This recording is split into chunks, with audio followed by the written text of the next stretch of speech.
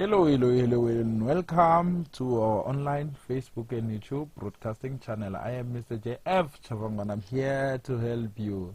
Welcome, Dumelang, Avshin, Mfukile, de Machirod, Molwen, Huyadak, good day, and welcome. Yes, I'm here. The main purpose for me to be here is to make sure that during this lockdown, you have something to do. You have something to keep your mind working, because mathematics, you must always be working mentally. Your mind must not relax. It must work always. That's maths. So now, I have chosen a topic that I think it has a weight in grade 11 and grade 12 both paper, grade 11 and grade 12 paper 2, which is Euclidean geometry, but specifically circle geometry. So now, we have divided the videos into sections. So with the first part, the first thing, so we cover all the basics that you need to know before you attend to Euclidean geometry, before you attend to higher order questions like proving, applying the proofs, theorems, and whatever. So now, we have a circle.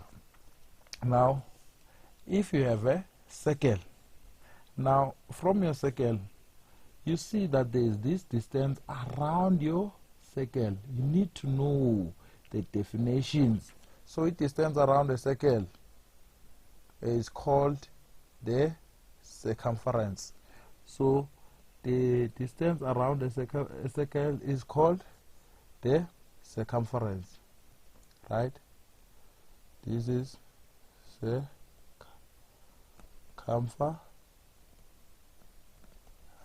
That is a distance around your circle. So to move from here around, coming back, the total that you have covered in a circle is called the circumference.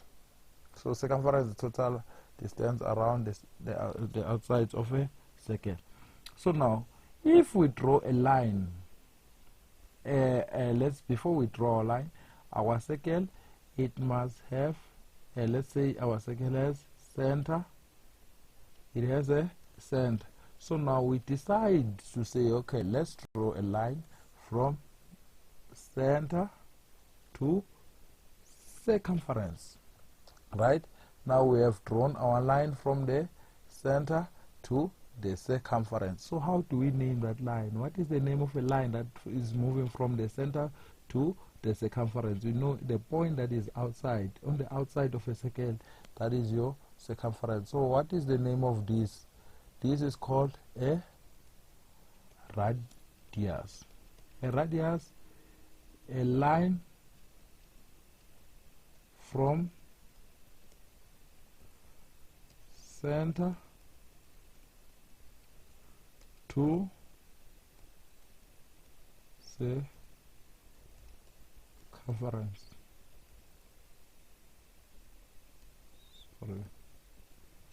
To circumference is called a radius. Now, if you have a line, right? If we have another line, let's use a different color.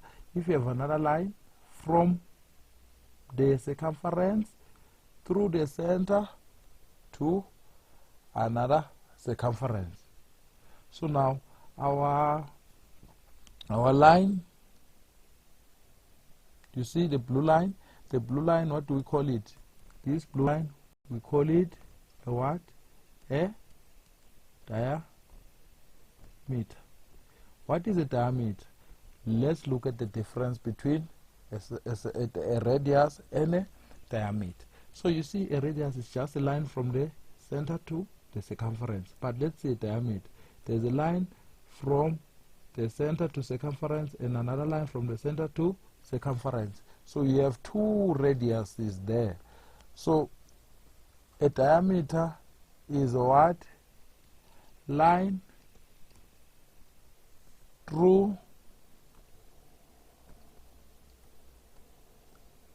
the center, having both ends on the circumference of the circle, right? So that means our diameter must have the end of your lines on the circumference, because if you draw a line like this through the center like that, that line is not a diameter, because the ending are not at the circumference. The endings do not end at the circumference, so that is not a diameter. Diameter must pass through the center and end both sides on the circumference. So okay, that's another one. So let's see another definition. Most of you with this topic of Euclidean geometry, you need to be able to observe very carefully, look at your diagram, understand the different lines, so that you do not have to confuse your theorems. So if we have a line, let's use our proper line. If we have a line, the line in red, alright, the line, this line, if we see it, the line is touching the center, the circle at 1 point. If you have a line that touches the circle at the 1 point, we call that line a tangent.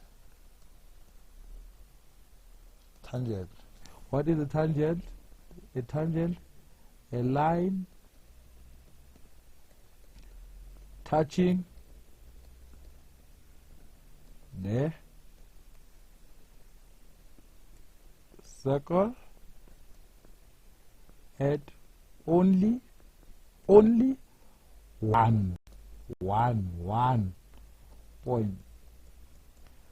So if you have a line, this line in red, the line in red, it touches the circle at only 1 point. That line is called a tangent. A line that touches the circle at 1 point is called a tangent. Remember, ta for touch. So remember that it must touch once. So, alright. Another thing, if we have a line now, a line, let's look at this. Another line, let's use a different color. If we have this line, right?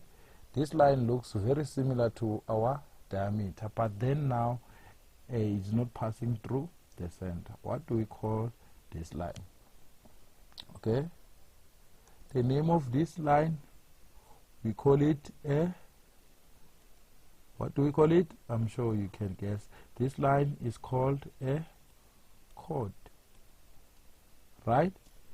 A chord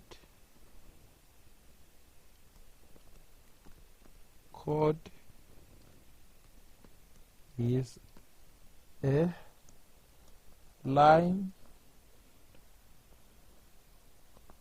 on a curve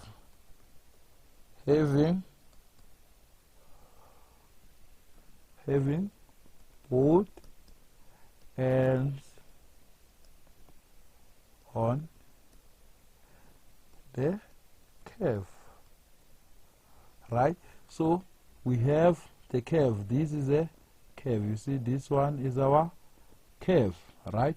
So if we have the line that lies having the both ends on your curve, we call that line a chord.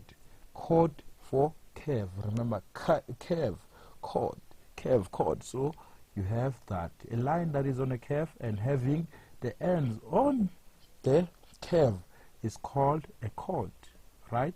So you see, a chord is not passing through the center. So if you don't see if you see this line passing through the center, it cannot be a chord. But the chord must have both ends on a curve.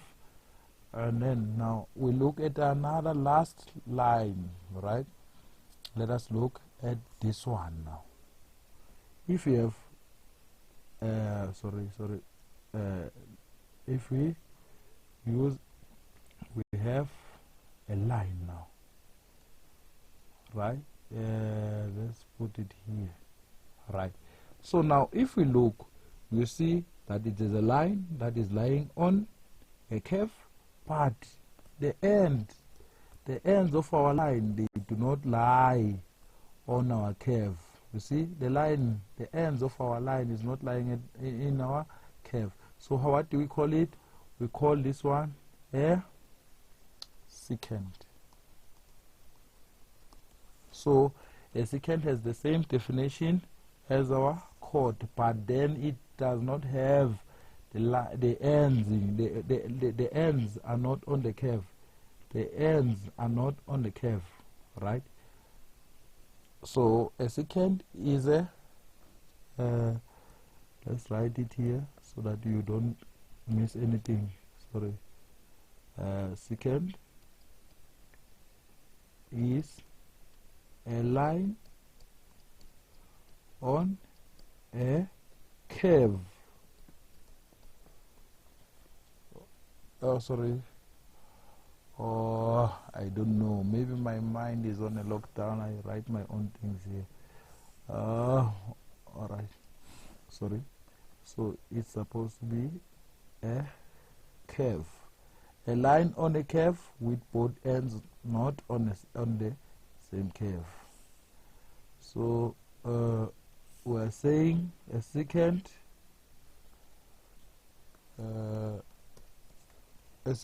is a line on a curve with both ends not lying on the circumference. Alright, I think we will have a technical error. So, but that's all we wanted to cover. Alright, yes, I think we are back now. So, a secant, we said, is a line on a curve with the ends not on the curve. So for a secant, it's not necessary for your ending to be on a curve. Then a chord, it must have both ending on a curve. So lastly but not least, so this region here that is covered by a chord, this region, let's color it, this region here, this region here, we call it, what is the name of that region? Part of a thing is called a segment. Segment is the region. Segment is a region. So this region, we call it a segment, and that one is also a segment. A small segment, a big segment, a small segment, and a big segment. Okay, that's all we have for this video. Now tune in for more in the upcoming videos where we'll be doing the theorems. Now we put the theory that we've already studied into practice. Now we will be moving into theorems in the next video. Thank you for tuning in. I hope it assists. For any questions, you are allowed to drop your questions on the comment box. Thank you very much. See you next time.